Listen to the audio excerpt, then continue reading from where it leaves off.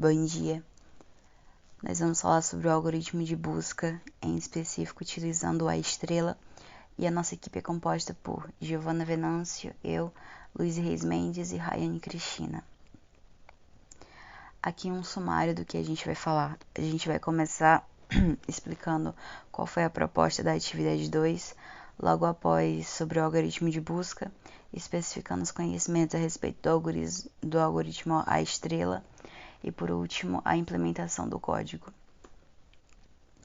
Bom, para a atividade 2, nós tivemos como proposta implementar um algoritmo de busca em Python. A escolha do algoritmo seria livre, porém foi recomendado que fosse utilizado o A estrela, que é o que nossa equipe vai utilizar. O tema é livre, então cabia à equipe decidir qual tema utilizaria nesse algoritmo de busca. E foi pedido uma gravação com máximo de 10 minutos. Bom, o que é um algoritmo de busca? O algoritmo de busca é responsável por listar várias soluções de maneira sistemática, de forma a possibilitar a localização da solução desejada para a situação. Então, ele é basicamente um método, um procedimento para a solução de problemas por meio de busca.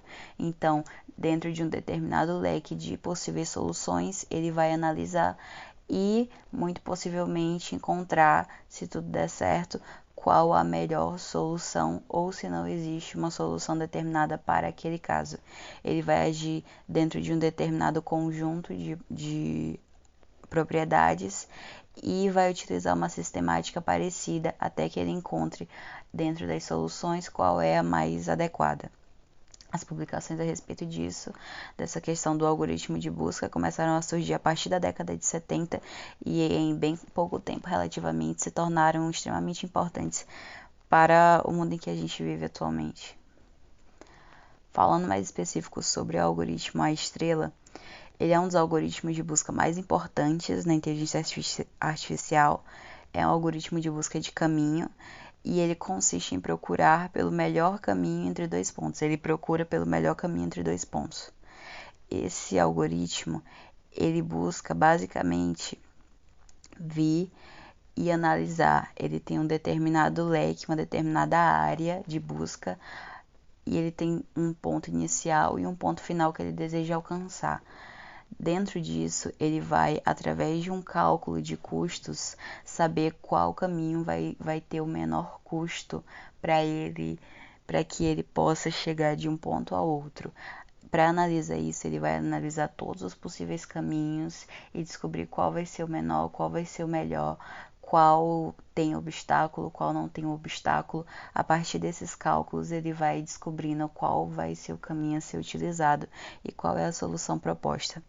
Esse esquema ele é muito utilizado e atualmente, inclusive, ele é o mais utilizado em sistemas de busca em geral, como GPS, em muitos jogos ele é utilizado também. Então, todo sistema que necessita de uma busca de caminho atualmente, na maioria das vezes, é utilizado o Pathfinding, o algoritmo A estrela.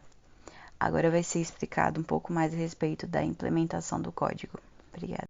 Bom, agora falando aqui sobre o nosso algoritmo de busca a estrela aplicado em um código, a gente vai utilizar o exemplo aqui de um labirinto, já que a gente vai estar trabalhando com obstáculos, com caminhos, com distância entre dois pontos, um ponto de início, um ponto de destino. E aí a gente começa aqui com uma classe Maze, que Maze é labirinto em inglês, para quem não sabe, então a gente começou definindo essa classe aqui, que vai representar o nosso labirinto. Aí a gente fez aqui a definição field sendo o campo, a área do labirinto, walkable, como as áreas que são possíveis da pessoa, do nosso ícone se movimentar, start, o ponto de início, o ponto de partida, e end, o ponto de destino ou ponto final. Aí logo após a gente tem uma função que vai ser o que vai definir se a posição do nosso ponto é válida, então se a posição dele está dentro da área do labirinto. Logo depois, uma função para indicar se a posição que o ponto está é caminhável, então se é possível do ponto estar se movimentando nessa posição, se ele é caminhável. E aqui a gente mostra a nossa matriz já com o caminho definido, o caminho com base nas funções anteriores de posição, se a posição é válida dentro da área e se a posição é caminhável, com base funções, a gente vai imprimir aqui a nossa matriz. Logo depois a gente tem uma função, a gente criou aqui a classe do Node, que nada mais é do que os pontos dentro do labirinto. E dentro dessa classe, para o nosso ponto, a gente tem uma função que vai definir que o Node ele precisa ter o F, o G e o H, que foi o que a gente comentou aqui anteriormente. Então, esses F, G e H, eles são a solução que a gente vai ter para determinar quais pontos podem ser utilizados, quais caminhos, quando você estiver procurando. Então, vai ser F é igual a G mais H, onde G vai ser igual ao custo que esse movimento vai ter para chegar do ponto de início até o ponto onde ele está localizado, e H é o custo estimado para ele se mover do quadrado onde ele está até o destino final, B. E F, no caso, é o custo total dessa movimentação. Então, ele vai fazer esse cálculo do F de H, F igual a G mais H, então ele vai calcular o custo do ponto inicial até o ponto onde ele se encontra e do ponto onde ele se encontra até o ponto final, e com base nisso, o caminho que obtiver o menor custo vai ser o caminho escolhido no labirinto. Ainda na classe do Node, a gente vai comparar esses objetos do mesmo tipo, que são os vizinhos do ponto, e a gente vai retornar a raiz de vizinhos do Node. Logo abaixo a gente vai verificar as posições, né? Então, a gente vai ver as possíveis direções desse ponto, incluindo esquerda, direita, em cima, embaixo.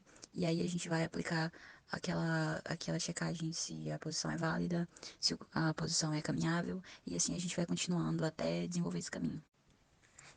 E por aqui a gente tem uma função onde a gente vai determinar no labirinto qual vai ser o ponto de partida do nosso node, qual vai ser o ponto de chegada do node, com base naquele cálculo dos custos. Logo após a gente inicia as listas aqui, a open list, lista aberta, e closed list, lista fechada. E aqui a gente adiciona o node inicial, ou seja, o ponto de partida desse node no momento, e depois a gente vai adicionar o node atual, no caso. Logo depois a gente verifica se o node chegou ao destino dele, para depois adicionar como filho os nodes adjacentes. E aí, para verificar esse filho, tem que ser visto se ele já foi ou não verificado, e com base nisso, calcular os valores de f e g h para cada um desses vizinhos.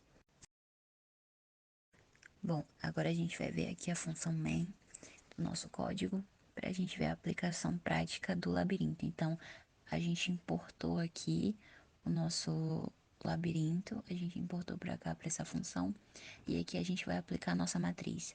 Na nossa matriz, a gente definiu que todos os pontos andáveis são definidos como 1 e todos os locais que não são válidos, que não são caminháveis, são como 0. Então, os pontos, os obstáculos são 0 e todos os locais por onde é possível o nosso ponto, nosso node de caminhar, são 1. Aqui a gente define o nosso start point, nosso ponto de início, e o nosso end point, que é o nosso ponto de chegada. Então, a gente vai definir onde a gente está, onde a gente inicia e onde a gente quer chegar. Com base nisso, a gente vai aplicar aqui a nossa matriz para ver o nosso código já funcionando. Então, aqui, para explicar essa parte aqui na nossa matriz desse posicionamento, muito semelhante a tabela, a batalha naval. Então, a nossa coluna vai ser o primeiro número aqui é a coluna, e o segundo se refere à linha. Então, coluna 3, linha 0, coluna 4, linha 6.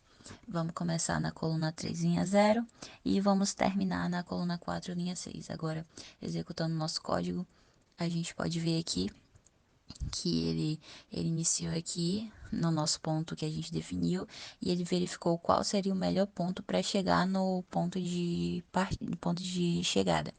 Então, a gente tinha um ponto de partida e ele escolheu qual era o menor caminho dentre todos os obstáculos para chegar aqui no ponto de destino, com o menor custo possível. Você pode ver que ele não deu nenhuma volta desnecessária, porque aqui ele avaliou, dentre todas as possibilidades, qual definiria qual é o melhor ponto.